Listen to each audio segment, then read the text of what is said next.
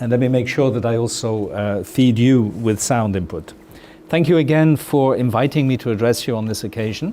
Thank you for choosing a subject that is very close to UNESCO's concerns. Thank you for mapping the general bureaucratic structure of UNESCO, which is a reminder that the key letters of the acronym, education, science and culture, correspond to particular bureaucratic units within the Secretariat.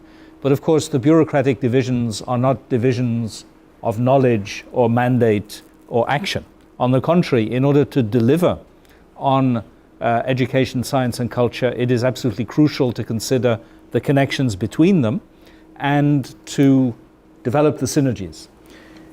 This is precisely the subject that we are dealing with today, and I'd like to take it from a specific angle using, as you will see, the example of the geological notion of the Anthropocene, which has become in the recent literature not just a geological notion but a profoundly philosophical one, to illustrate how, in a sense, the gap is always already bridged, much more than we think, but at the same time specific steps are required to bridge it. What are the gaps between science and culture? Let me perhaps start with some general considerations on that in order to show that they're probably not as big as they're sometimes made out to be, but that they nonetheless do require some effort. For that, let me take just three references for convenience.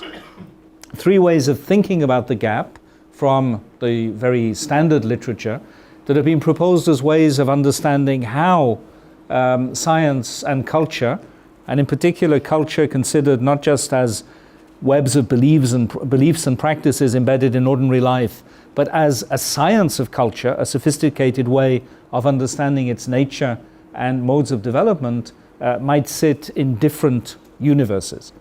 One of the first and most famous approaches to this is Dilthey's distinction between the sciences of nature and the sciences of mind. That distinction is intended to suggest that they have fundamentally different epistemological status, because the sciences of mind, the humanities and the social sciences, deal with agents that are themselves the producers of knowledge. It is second-order reflexive knowledge, whereas the sciences of nature are sciences of things that, as we might say, do not answer back. When you study quarks or lakes or ocean currents, they don't care. Or so at least we were used to think. I'll come back to this in a moment. They don't care. They don't react to the fact of being studied. Though of course they may react to the technological interventions we make on them as a consequence of studying them. But that's a different issue. That's about the systemic functioning of the relation between human action and natural systems. What they do not do is take the knowledge you produce about them and produce their own amateur, native knowledge. By contrast, every time you produce any kind of sociological theory of humans, through processes of teaching and media transmission and popularization, those ideas will be picked up by the people themselves and turned into practical everyday culture. Basically, every one of the big ideas of early 20th century sociology is today a cliché. Every journalist uses it. And people use it in ways they don't fully understand, but still it becomes part of ordinary language. An excellent example of the way in which technical vocabulary becomes part of popular culture, and this is the bridge to the second way of distinguishing, is the word charisma. Many of you may know that the popularization of the phrase, the word charisma, from the Greek meaning gift, comes from Max Weber's analysis or typology of modes of legitimacy. Charismatic authority being one of Weber's archetypal or ideal typical kinds of authority. Of course, charisma, as has often been pointed out, was picked up as a nice word by popular culture very quickly in the 1920s and became, over the decades, a way of basically defining what makes a pop star a pop star. That isn't exactly what Max Weber had in mind when he was trying to understand the different modes of legitimacy or authority. But it's very much part of how social science permeates popular culture. So that distinction between Naturwissenschaften and Geisteswissenschaften has a kind of common sense validity based in the epistemological nature of the relation between knowledge and the objects of knowledge. First possibility. The second comes precisely from Weber, which is why charisma is a useful bridge to it. Another one of Weber's very well-known contributions to general sociology was his idea that the process of rationalization of religion and the process of development of science, which he sees as very closely related to one another, have the effect, if not always the intention. Not all scientists are anti-religious or hostile to the idea of fundamental mysteries, on the contrary. But the effect of science, whatever the intentions of its practitioners, is to create what Weber called disenchantment. An enchanted world is one where, in principle, anything could happen. It is the world of magic. Magic has rules, of course. It's not true that literally anything could happen, whatever you do. Indeed, sorcerers, magicians, the technologists of the occult need a certain kind of predictability to their outcomes if they are to retain their social legitimacy. But still, in principle, even something no sorcerer has ever done could be done. You've probably read the Harry Potter cycle. It's all about this, pushing the boundaries of magic. Magic is a codified technology that is taught in a school and regulated by a ministry, but at the same time, dark sorcerers can always push its boundaries. And the question of why they shouldn't is never asked in the books. The books aren't very sophisticated in that respect. But in the same way that we often consider that pushing the boundaries of science is simply science, though we may worry about the technological applications, why shouldn't the same be true in a magical universe? Probably because at some kind of deep archetypal level, which J.K. Rowling was reacting to, even if not theorizing, the whole point of a magical universe, and this is Weber's point, is that in principle anything might be possible. Because the laws of magic are not abstract scientific laws. They are very concrete laws embedded in specific modes of social practice and embodied in specific practitioners. The knowledge is not transmissible in the abstract, impersonal way that scientific knowledge is. By contrast, once we have a world of science in which even religion has become subjected to science, as, according to Weber and others, Christianity was during the 18th and 19th century in Europe, then we have a disenchanted world where there is a body of knowledge, an impersonal body of knowledge, in principle accessible to anyone, that tells you that some things simply cannot happen, however much you may desire them, however much they may matter to you. You want the time travel machine, and we have so many reasons to want a time travel machine in order to undo our mistakes. But physicists, at least for the moment, tell you in the current state of physics, impossible. The possibility that some future revolution in physics might change the boundaries of possibility is, of course, always open. And the same would be true of all the other things that we would like magic to enable us to achieve. And the third example, a rather different one, is from C.P. Snow in a famous book called The Two Cultures, which was an attempt in the 1950s in Britain to understand why Britain was basically an underperforming economy.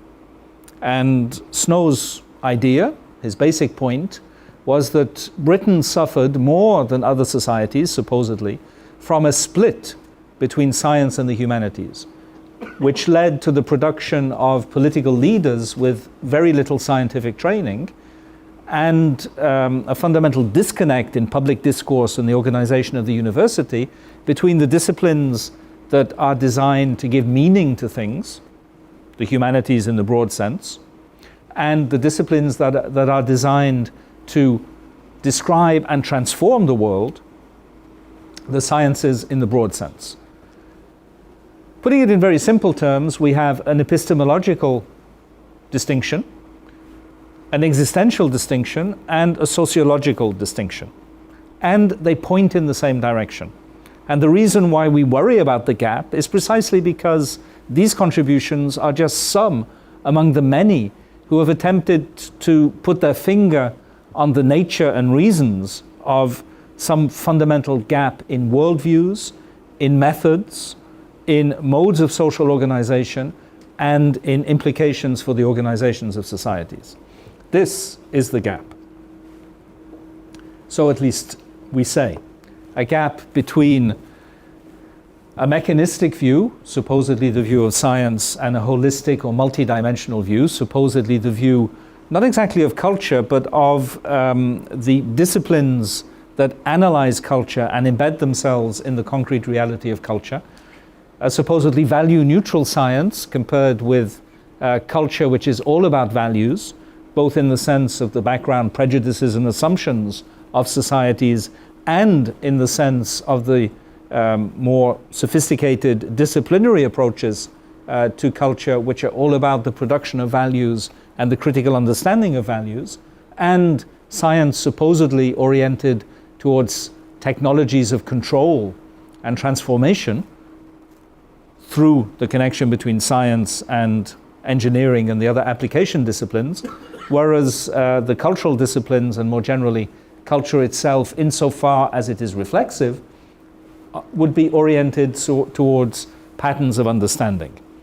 Now, as you can imagine, by setting it up this way, I'm going to suggest that this probably isn't entirely adequate, and that it may even be, in a number of respects, profoundly wrong.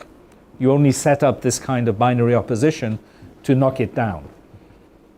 Let me try to explain why there might be good reasons to knock this down. The first and most general is simply that by the very terms of this opposition, science is a cultural phenomenon. Indeed, science is a culture. Not the science itself in the sense of the practices, both abstract, intellectual rules of scientific conduct and the concrete rules that govern the organization of scientific communities, but science in the way in which it shapes a worldview and comes to stand for a certain organization of the human relation to the cosmos and to the natural beings that inhabit it, including other human beings. The whole point of the distinctions, including the ones I pointed to in the previous slide, is that science, particularly since the revolutions of the 17th century, has become a worldview, a philosophy, a culture, which has effects far beyond the professional practices of science, both in terms of the technologies that transform what it is to be human, and the discourses that reshape understandings of what it is to be human. And indeed, until certainly the middle of the 19th century, perhaps beyond, many of the distinctions that I pointed to would have been regarded as deeply misleading, because they would be neglecting the reflexive relationship between the production of scientific knowledge and how it changes the nature of the human position in the world.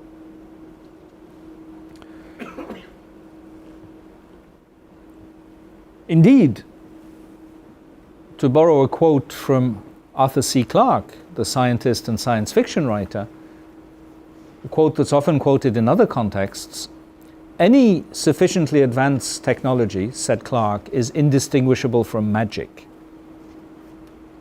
What he meant by that is, of course, first, that knowing how to use it doesn't require understanding how it works, which is the whole point, both of magic and of technology. If everyone had to know exactly how the technology works in order to use it, then it wouldn't be technology. It would be something else. But more importantly, the idea of enchantment, and this goes back to Weber's distinction, is presented as a kind of one-way street, where gradually over time, the magical forms that shape our thinking, based partly on ignorance of science, partly on the power of the background worldviews that give us the desire for a magical universe, are stripped away, so that the only thing that is left at the end is disenchantment. But if Clarke is even half right, and there are very good practical reasons to think that he probably is, then this is a more complex process whereby at every stage of scientific development, certain things become normalized and internalized into societies in such a way that what in a previous generation might have been regarded as science and technology open to the understanding of the non-specialist becomes, for all practical purposes, magic. But magic that may, at some later point, itself be disenchanted by new forms of understanding. And this backwards and forwards relationship, which is not about the science itself, but about how the science interacts with society, how the patterns and webs of technology shape the science-society relationship, is something more complicated, more reflexive, and more provisional than any simple process of disenchantment.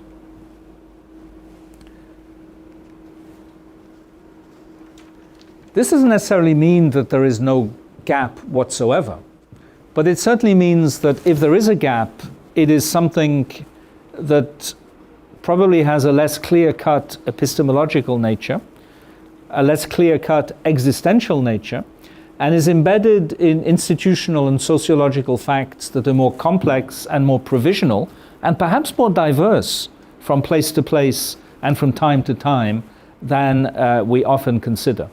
And in particular, the idea that there is a fundamental distinction between what natural scientists do and what social and human scientists do is at least questionable. Indeed, the idea that what social and human scientists do isn't science at all, which is often held not so much, I think, by natural scientists as by science policy advisors who don't know very much about either, apologies for being mildly polemical, is itself a misunderstanding of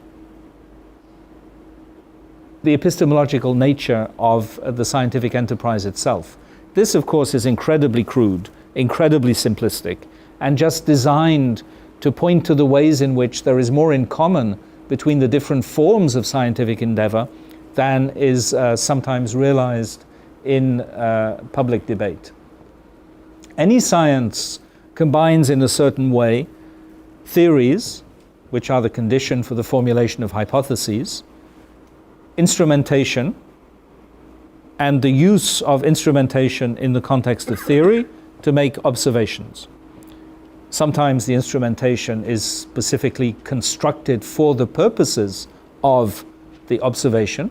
Sometimes it pre-exists and is simply mobilized. A very good example being the human eye and human ear, which are observation instruments, which were not designed specifically to conduct experiments, but of course can, in the relevant field of validity and within the technical constraints. But that combination of theory, instrumentation, observation doesn't itself make anything scientific. Think again of sorcerers and magicians. They certainly have theories, they certainly have instruments, and they certainly observe and produce things that can be observed. What is distinctively scientific about the connection between those three poles is the scientific community that lays down reflexive rules of practice for how these things should work. And over time, collectively, gradually stabilizes the body of knowledge in such a way that there are generally accepted standards of what counts as an adequate theory, what counts as a valid instrument, and what is meaningful as an observation. These aren't once and for all hard and fast distinctions. They are provisional, sociologically embedded rules of practice, but embedded in a community sufficiently vast, sufficiently stable, and sufficiently conscious of its own history, actually to give an enormous degree of stability and predictability to these processes. But of course, things can change, even radically. And when they change through the mediation of a scientific community, which by its own internal practices of discussion, debate, polemic, peer review, publication, assessment, graduate supervision, and everything else that professional scientists do in all disciplines, from philosophy to particle physics and from anthropology to astronomy, come to believe either that something is wrong with previously accepted theories, that something is inadequate about previously accepted instruments, or that certain observations actually don't mean what we used to think they mean. And this constitutes, to quote a famous book, the structure of scientific revolutions, which are revolutions, in Kuhn's analysis, within a scientific community, and can only be understood as revolutions by reference to that scientific community. Therefore, if we step back a little bit from some of the familiar theoretical frameworks of the 20th century, we will see that the gap between science and culture is less a gap between separate epistemological, existential, or sociological worlds, and more a series of gaps which can't necessarily be superimposed on one another, between modes of analysis and understanding that often have as much in common as they differ. In order to illustrate this and to point to some of the features of this relationship, I'd like to use the Anthropocene as an example. Obviously not an unimportant example. You could argue that it is in some respects one of the most important issues of our time, and it is certainly an issue that goes to the heart of any understanding of what constitutes the problem of human survivability, and perhaps the solutions to the problem of human survivability. I won't go into a lot of detail about what the Anthropocene is taken to mean by geologists, because we're past that point already. Many of you may know that it was originally proposed precisely by geologists as a way of understanding what they saw as the future challenge of identifying the geological and in particular the stratigraphic nature of the world in which we currently live.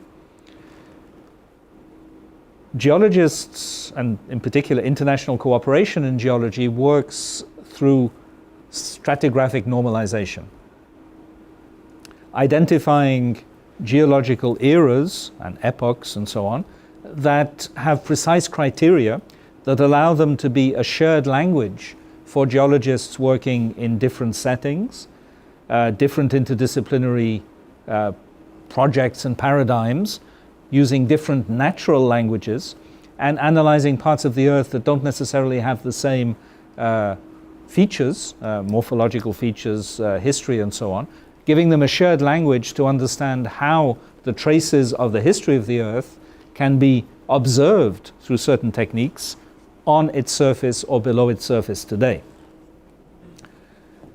The hypothesis that we might be entering a new age called the Anthropocene, in other words, the age in which human activity is the primary geological process shaping the surface of the planet, was formulated originally and continues to be discussed in international geological arenas as a stratigraphical problem. How would you know? Intuitively, the idea that we are changing the planet in ways that have become very far-reaching, perhaps in many respects irreversible, is widely accepted. But how would you know exactly, thinking as a hypothetical geologist 20,000, 100,000, 100 million years in the future, when this process started, and how would you identify the strata related to it in the geological record? And that's tricky, because it requires you to think first about what the nature of those transformative processes is, and secondly, about the markers that are likely to survive. And some of these debates are interesting because different choices of markers lead in rather different directions. One possibility, for instance, is to emphasize climate change as the most fundamental marker of the Anthropocene, which means that the geological record will need to be calibrated in terms of atmospheric concentrations of greenhouse gases and the consequences of those for things like vegetation and other indications that might be preserved in the fossil record indefinitely. Another possibility is to regard our waste as what is most characteristic of our impact on the planet.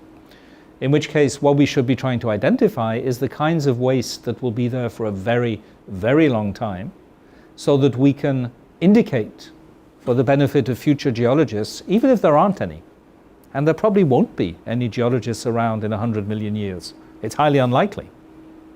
But still, the whole point of thinking in geological time is to think about a kind of abstract responsibility towards science itself, to give a framework for thinking about the planet that will long overpass the boundaries of human survivability.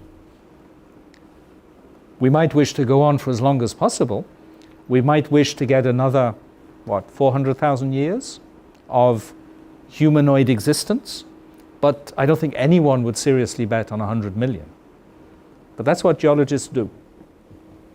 The kinds of waste we produce includes, of course, all the plastics, the metals, the hybrid combinations making up our machines that are likely to be detectable for a very long time because they don't occur naturally. So they will appear at some point in the geological record as a reasonably sharp break, likely date from the mid-50s probably, though of course future geologists won't have distinctions that fine, and we will be able to identify on that basis.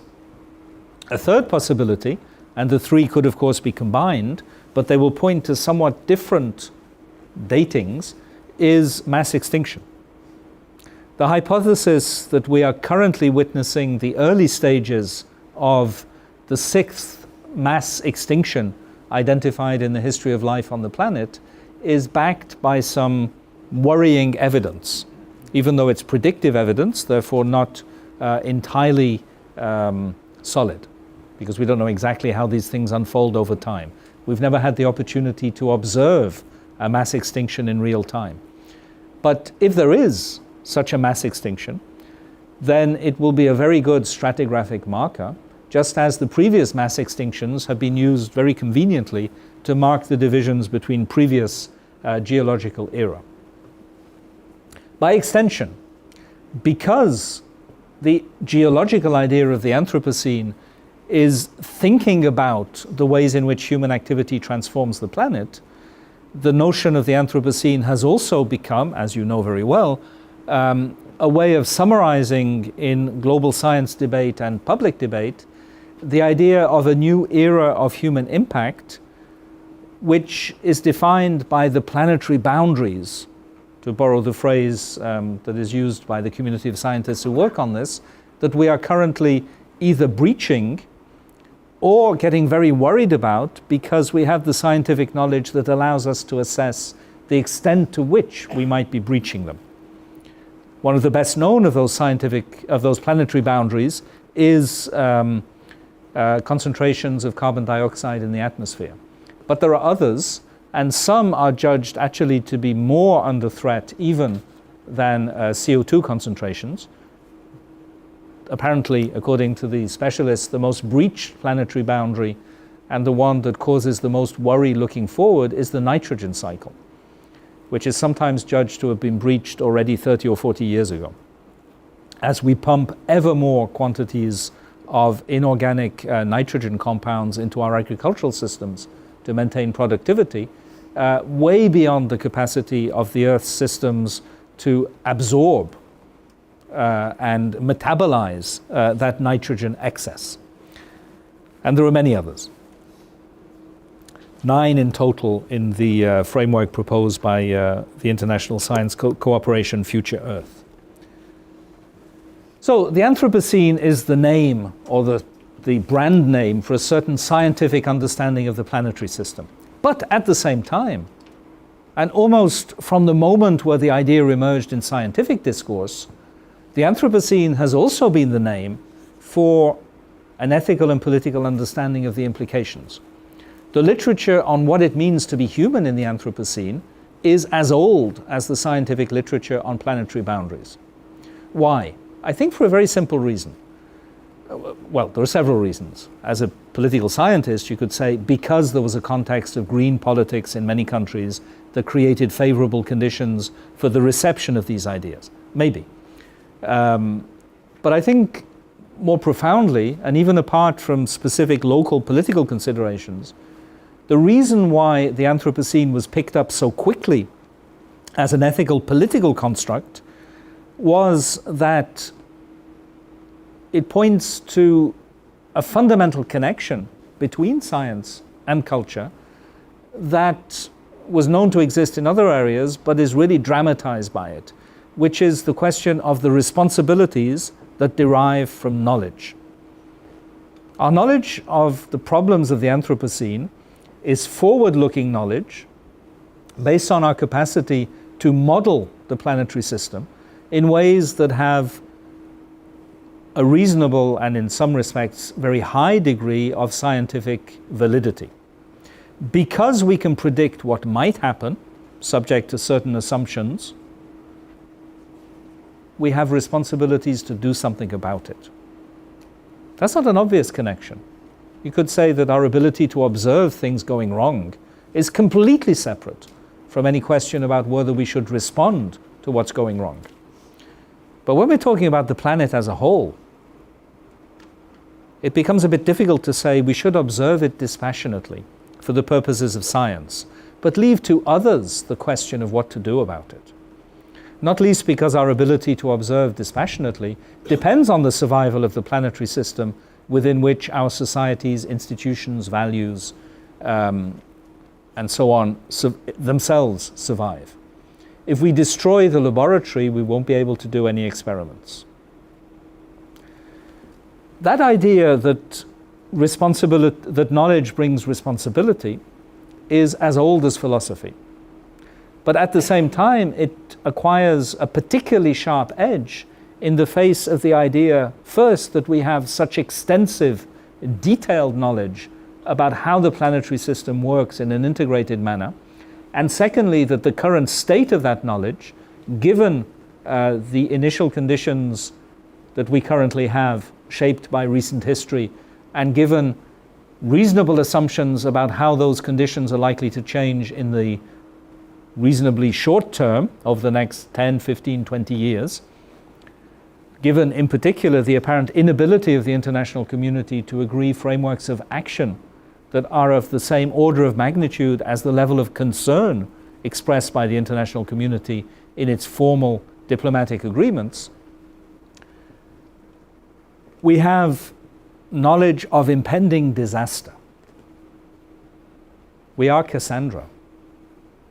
Now, of course, Cassandra was doomed by Apollo never to be believed. Fortunately, we're not quite in that position.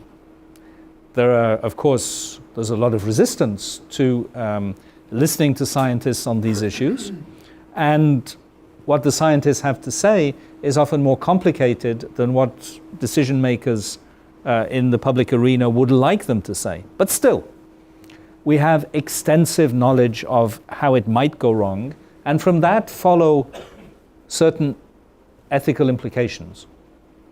Ignoring that knowledge is not something to be done lightly.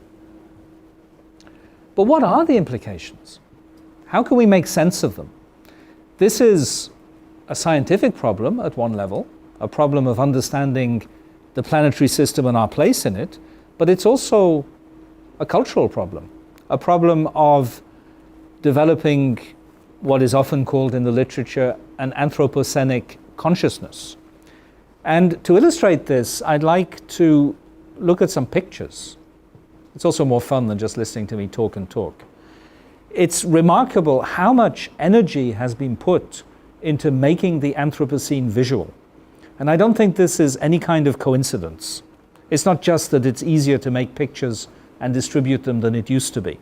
It is that the very idea of the Anthropocene raises a fundamental problem of representation, in the multiple senses of the word representation. Here's one of the most famous pictures, which I'm sure all of you know, of the multiple dimensions of representation. The frontispiece from one of the original printings of Hobbes' Leviathan, dated 1651. And I hope completely out of copyright. I don't see how anyone could own copyright over this, so I haven't put any indication. I'm sure everyone is familiar, at least in general terms, with Hobbes' theories. The key points about the picture, for those perhaps who've never seen it, is that what we have here is a composite figure, a ruler, a sovereign, made up of subjects. And standing over the earth, as it says in Latin, like the greatest power there is. There is no power over the earth that can be compared with it, from the book of Job, where Leviathan is a mythical creature of enormous power. Leviathan is the political community considered as sovereign. How can you consider a political community, a bunch of people, as a sovereign, capable of unitary action, capable of wearing a crown, holding a scepter of justice, and holding a sword? That's Hobbes' problem. And it's a double problem of representation. A problem of the political processes by which the individual subjects can combine somehow to produce a sovereign through the method of the so-called contract or compact. And secondly, how we can make this meaningful in visual terms. How can we make that abstraction of sovereign composition concrete enough to be grasped even by people who are not philosophers? And this image, which has become justly famous, brilliantly captures the two dimensions in one drawing. This is one part of the problem of representing the Anthropocene, the general problem of making the abstract concrete. It's also more specifically, in the context of the Anthropocene, a reminder of the need to understand what might be an Anthropocenic political community. Who wears the crown? Who wields the sword? Who holds the scepter of justice? And what do those things mean? The crown, in other words, the symbol of authority. The scepter of justice, the symbol of the ability to say what is right and what is wrong. And the sword, the ability to resolve conflicts when they exceed the bounds of justice and authority. How does that work for us today? How does the Anthropocene change it?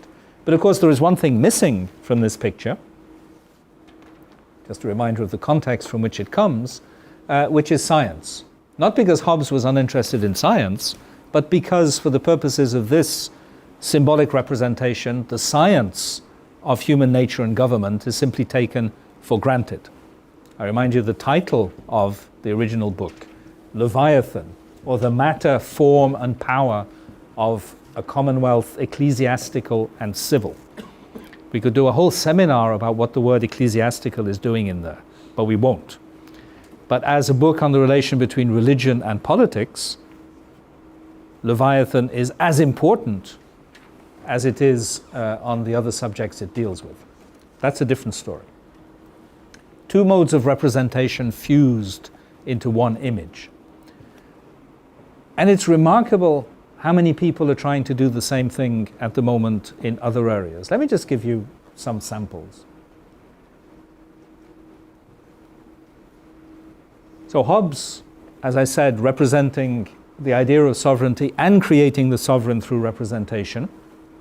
The Anthropocene, the problem can be phrased as representing the scientifically grounded ideas of planetary independence and fragile planetary boundaries, and creating through representation. Well, what exactly?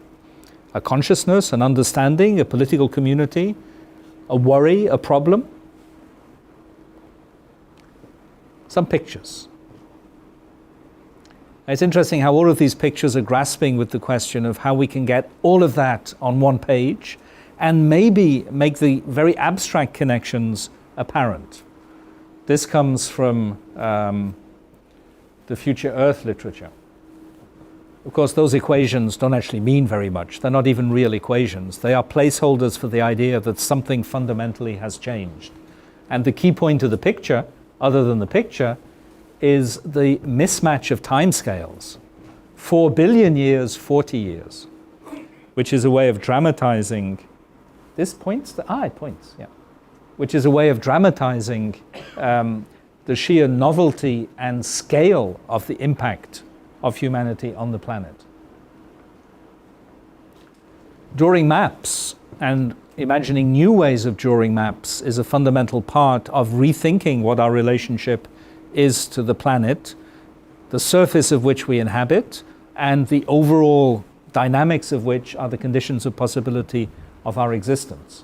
This is a population cartogram, which renormalizes the surfaces of states in proportion to their population, and obviously produces a very different map of the world from the one we're familiar with from purely geographical projections, and in particular reminds us of just how relatively big Asia is in terms of population. The Anthropocene would call for maps that go way beyond just 2 dimensions or even 3. The idea of planetary boundaries is a reminder that the characteristic processes that make the planet livable have multiple dimensions and interactions that way exceed any kind of simple 2-dimensional drawing. If you want to get the ozone layer, carbon dioxide, the nitrogen cycle, biodiversity, ocean acidity, etc., all on the same picture, then you need something of a pretty radically new nature. Maybe you need something that adds dimensions through artistic cleverness, such as knitting the globe from wool, as a reminder that, in a very real sense, we made it. Not the globe as such, but the planetary system in its current state of fragility. And because we made it, we have the duty to care for it. A reminder also that the planet isn't just a sphere or an ellipsoid moving through space. It is that sphere or ellipsoid as transformed by the full range of our technological interventions. I'm not endorsing any of these pictures. None of them captures everything. Each of them is just a reminder of the need to find a new language, and among other things, a new visual language of representation in order to understand the issues. Art in the Anthropocene, just one of many books that have been published along these lines, encounters among aesthetics, politics, environments, and epistemologies. A nice title. That's a very heterogeneous or hybrid space of intellectual exchange. These aren't necessarily the people who usually talk to one another, but the Anthropocene requires them to if we are to take it seriously.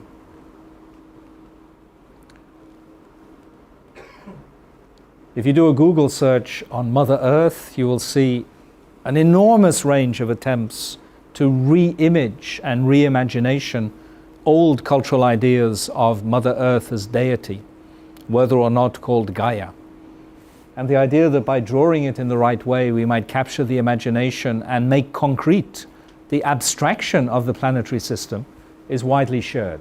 Whether this picture does that job, we could discuss. Representation isn't just visual in the sense of paintings or drawings.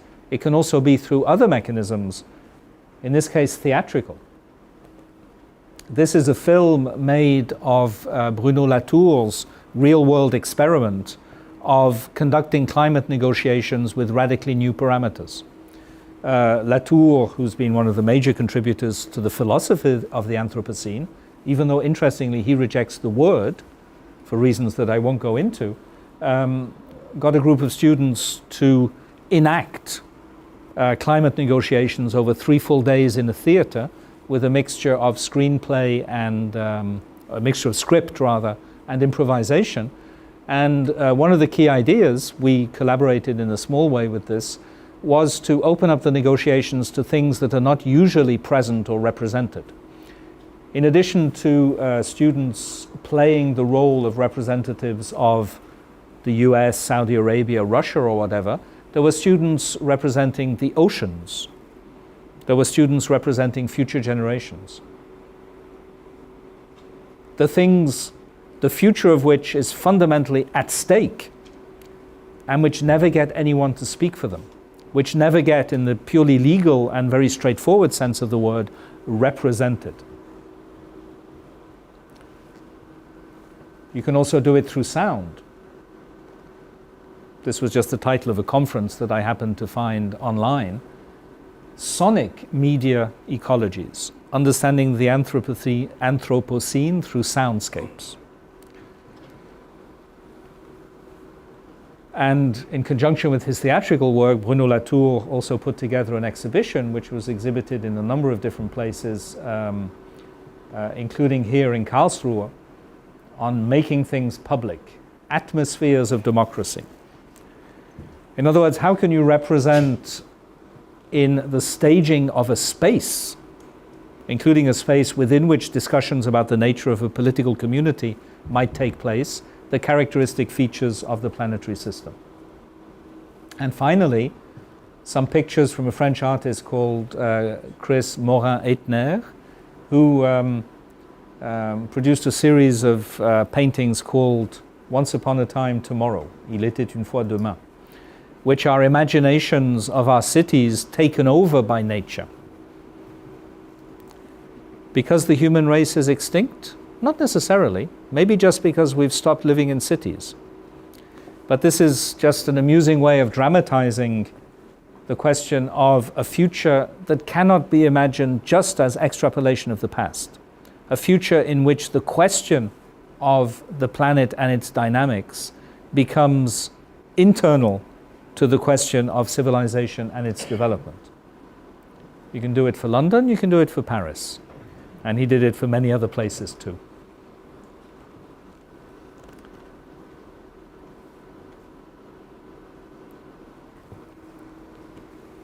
In all these images, science and culture come together in what I'll call for these purposes the knot of representation.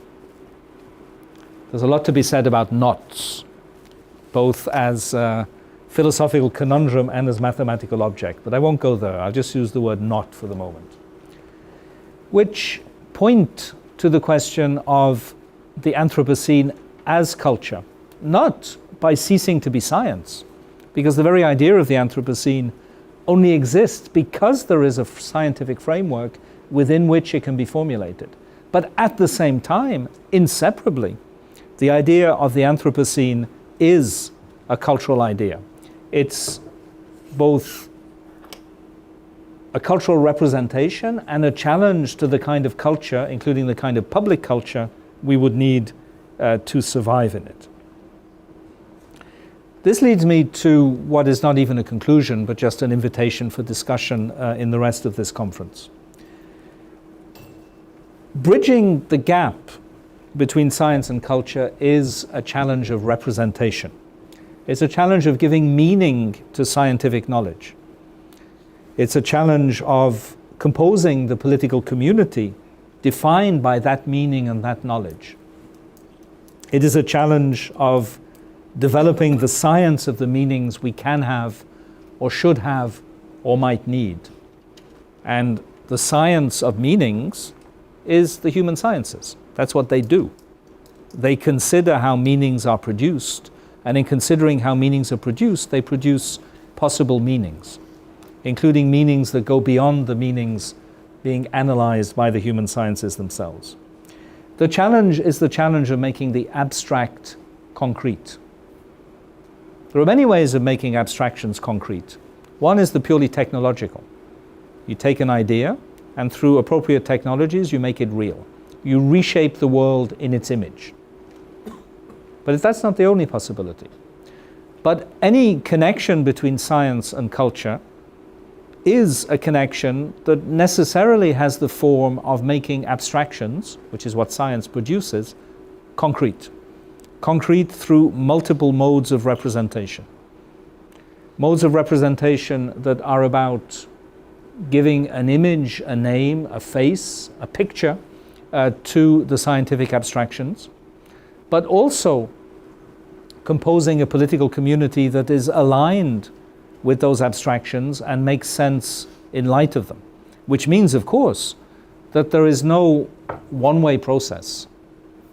This is necessarily a contested process. It is a political process in the sense that contestations of the meanings around the phenomena are part of the phenomena themselves. The science of the Anthropocene doesn't tell us what to do with it. It defines certain parameters within which we need to consider and perhaps struggle over the nature of what to do with it. That is precisely the point.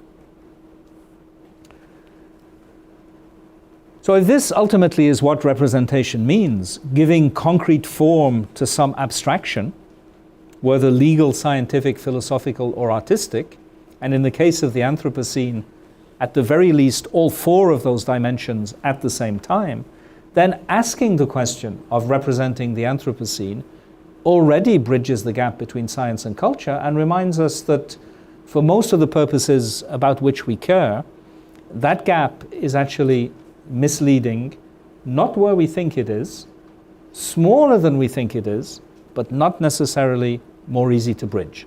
Thank you.